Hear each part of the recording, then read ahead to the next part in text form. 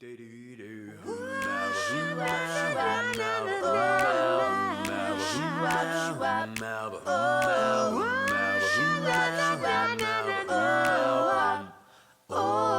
yeah.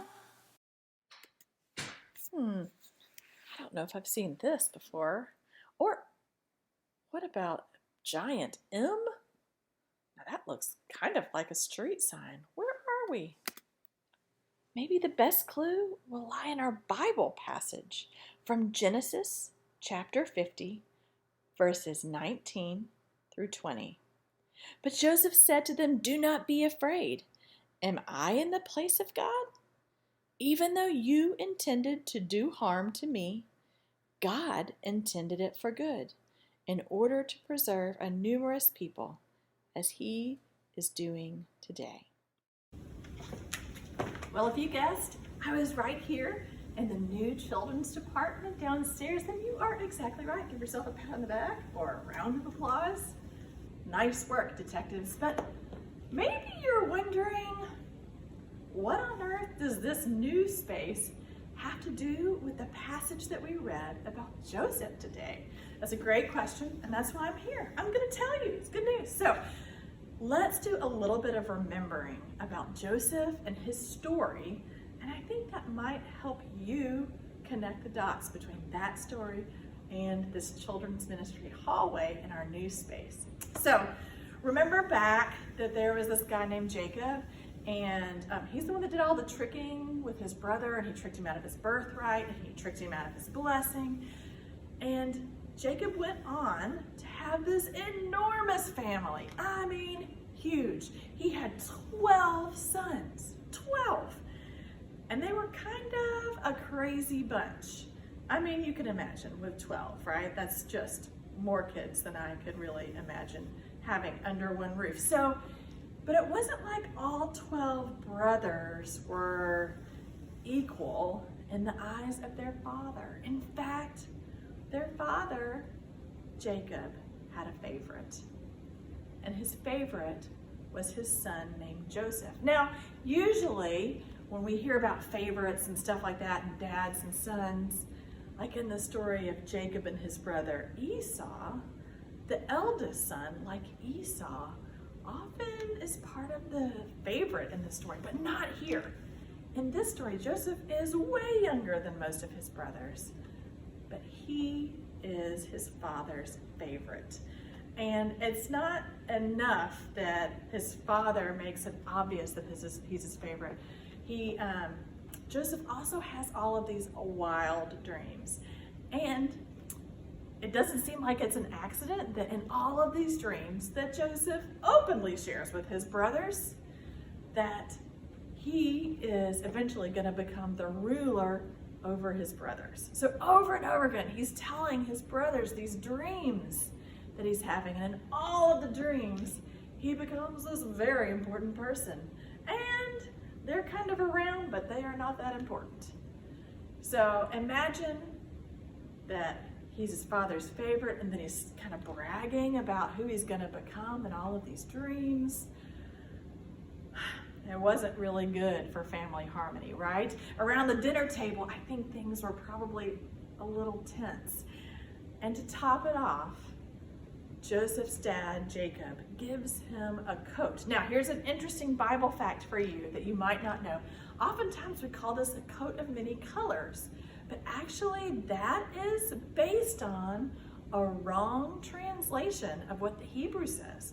What the Hebrew, which is the original language the Old Testament was written in, what the Hebrew says is that it was a cloak with big sleeves. I have kind of big sleeves today too. So it's a cloak with big open sleeves. And the idea was this: if you were a day laborer, if you had to go out into the fields and plow, or were working at a stand in town, you would need sleeves that were closed or even bare arms to be cool enough in order to be a worker, in order to not have your clothes get in the way of your work, right? But if you had a robe with big sleeves, that meant you weren't working very hard, which meant you were probably directing the people that were working very hard, right?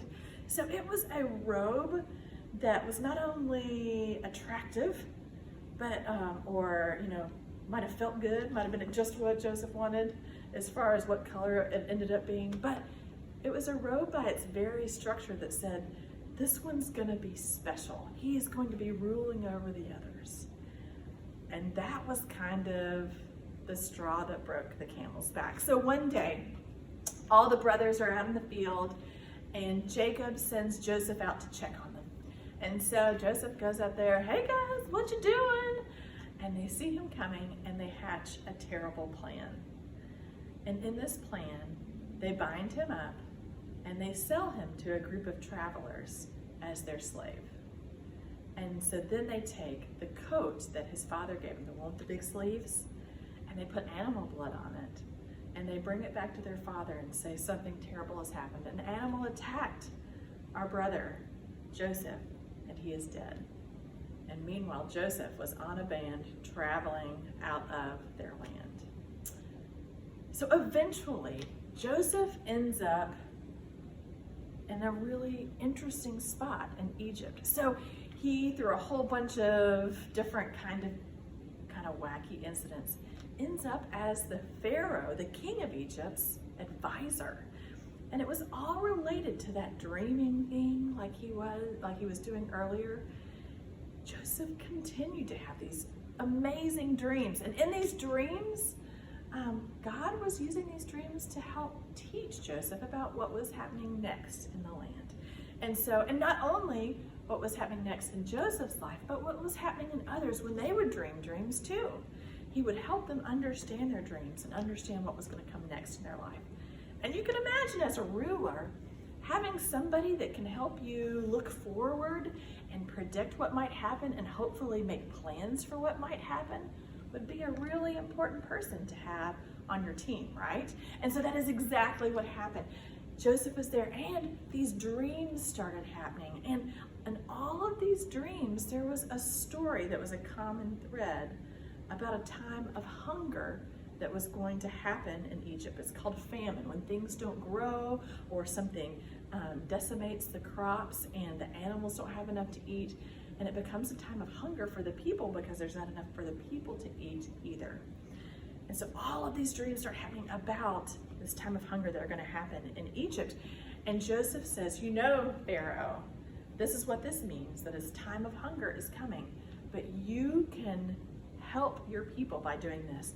You can stockpile food. You can gather up food and put it in a big storage house. And that way, during this time of plenty, when we have enough, we can store it in the storage house. But when we don't have enough, we can borrow from our storehouse, and we will have enough to get us through this really difficult time that is ahead. And that is exactly what Pharaoh did. And not only was there enough food for the people of Egypt, but people in neighboring lands began to come to Egypt to inquire if there was enough food to share. And can you guess whose family ended up coming to Egypt to ask for food? If you guessed Joseph, you are right. And so that is what brings us right up next to the story as we read it, because part of what happens is this reconnecting between Joseph and his dad and his brothers. And his brothers eventually realize, we need to say we're sorry for what we did. We need to say that we made a mistake. And they do that. And there is all of this crying and reconnecting. And that is when Joseph says these words, like, what you intended for harm, God intended for good. And so that phrase, that idea is what is going to connect us to this space here today. A while back, not too long after I took the job and started working here at the church with all of you, we noticed that part of our building was starting to have trouble. And a part of the way that the building had been constructed over a bunch of time was creating a water problem. And it was creating the water problem right in the middle of where all of us hang out, here in the children's space. And that's not a great thing to happen. And so we started researching it and looking into what should we do to fix the problem, and how much will it be to fix the problem, what has to happen to help this water find a different home that's not inside of our building, but it's somewhere else. And the more and more research that went into that, and the more and more research that went into what was happening in our church and how we were growing and how all these kids needed new spaces and new seats and new places to gather and learn about Jesus, all of those things came together. So what was once really bad, having water in our space, which was a bummer, and it made us kind of crowded into other spaces, became something good because a new dream came about. And it was the dream that our church dreamt for this new space about, well, how could we take this space that used to be a dirt pile, and how can we change it into something great? What is our God-sized vision for how we can take a problem of water coming in to some of our children's rooms and change it into a new story? And that is what we have here, friends. This space is the space that all of us dreamt of. And I think that it was a dream that God placed inside of our hearts. And so this space that used to be watery and gross and kind of stinky is now gorgeous and so ready for you to be back in it. And it is really cool, and it's bright, and there's so much space. We're all gonna have enough seats and room in our new spots, and it's gonna be awesome. You're really going to love it. So this is an example of a place where I think something that was unfortunate, a bad circumstance, that nobody really intended it to really even be that way, but it just so happened that it became a problem that we had to wrestle with. How God took a problem that we were having and helped transform it into something that's a gift, and that as a gift that I think is going to change how we do ministry in the future. So I think that's an important part of this story too, is that Joseph wasn't just elevated to this very important person status. So it wasn't just that God made something good happen in Joseph's life, but that God used Joseph's place to then touch all these other people, to keep all these other people from going hungry. And I believe God is going to use this place the same way to keep all of us fed and understanding God's word. And we're going to be able to make room for everybody that wants to come to the table here in this new children's space. And I think that is amazing. Now, I want you to start thinking about your life. Maybe there's something that has been happening that feels kind of like a bummer, or that feels like a sadness or trouble that you've had to wrestle with. And I want you to start praying now about how God might come and work in that situation to bring about something good, because that is how our God works, my friends. God is continually looking to develop and bring about more good and more joy and more hope and more love into our world. But we have to be open to it, and we have to be paying attention to it.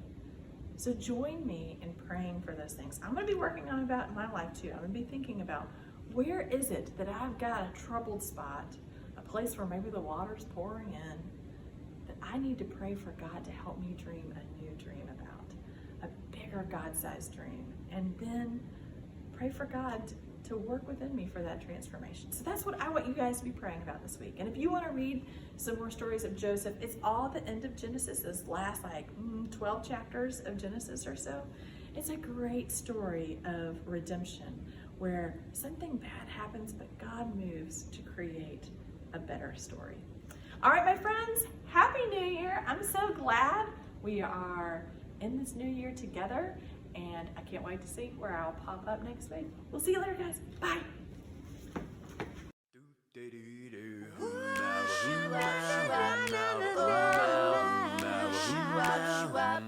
Ooh,